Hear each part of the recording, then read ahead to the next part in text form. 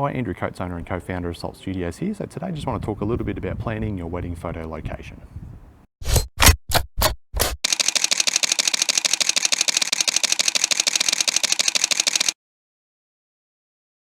Hi, so today chatting about planning your wedding photo location. So depending on where you're having your wedding, you can be slightly limited as to the locations you want to use. So, and that can come back into the early days in the planning, as if you're wanting your photos to look a certain way, you may need to plan it to be at a certain location. Obviously, if you get married in Toowoomba, you can't have beach photos, that kind of thing. So, but a bit of research does go a long way when it comes to planning your wedding photo locations.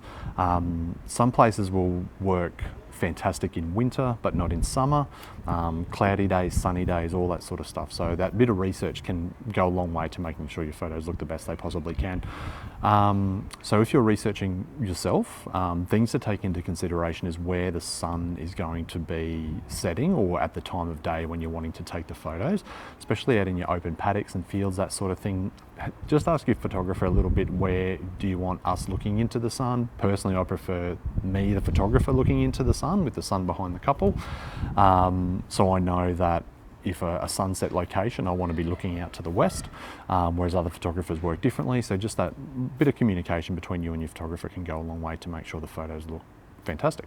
Other thing to consider is wind. You can't predict the weather, no one can, but just knowing if a certain place is windy or is likely to be windy on the day, not such an issue when you're walking around in jeans and a t-shirt doing the research, but if you're there on a wedding day with a veil and a dress and juggling everything, it can be a little bit difficult if you're a place that is really, really windy or there's nowhere to escape from the wind. Definitely one of the things to take into consideration. And of course the other one is travel time and accessibility. So if it takes you 45 minutes to drive to your location, you're going to need to plan that into your schedule, chat with your photographer, chat with your venue to make sure you're not turning up late when meals are ready. And then that you're making the best use of your time that you can is another big one for the day. So yeah, just a few things to quiz your photographer about. Just being informed before the wedding makes the whole day run a lot smoother. So any questions you have, always happy to help. Andrew at saltstudios.net.au is my email. Instagram, Facebook, YouTube, all of those across them, always happy to help.